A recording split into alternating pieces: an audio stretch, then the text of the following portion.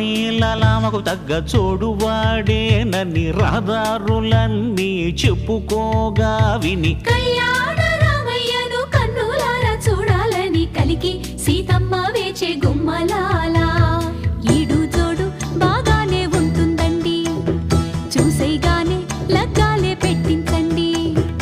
ఏది ఇంకా అందాక రాని రాని పోనీ పోనీ మరి కొంచెం త్వరగా పోనీ.